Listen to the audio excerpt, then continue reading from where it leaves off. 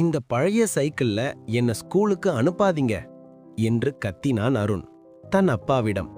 அப்பா சிரிச்சார், ஒன்னும் பேசல. அந்த பழைய சைக்கிள்ல டெய்லி அவனை ஸ்கூலுக்கு கூட்டிட்டு போனார். ஒரு நாள் அருண் நண்பர்களிடம் சொன்னான், அவர் என் அப்பா இல்ல, வீட்ல வேலை பார்க்கிறவர். அந்த வார்த்தை அப்பாவுக்கு கேட்டது. ஆனா அவர் அமைதியா இருந்தார். 10 வருடம் கழிச்சு அருண் பெரிய கம்பெனில ஜாப். ஆபீஸ் ஓபனிங் நாள் சீஃப் கெஸ்ட் யாருன்னு தெரிஞ்சுதா அப்படின்னு நண்பர்கள்ட்ட கேட்டான். அந்த கம்பெனி ஓனர், அவரே அவன் அப்பா. அவரோட கம்பெனில தான் படிக்க அவனுக்காக சீக்கிரட்டா வேலை செய்தவர். அருண் ஸ்டேஜ் மேல நின்னு அழுதான். அப்பா பண்ண தியாகம் புரிஞ்சுது. உன்னை உயர வைக்கிறவர்களை குறைவா நினைக்காதே.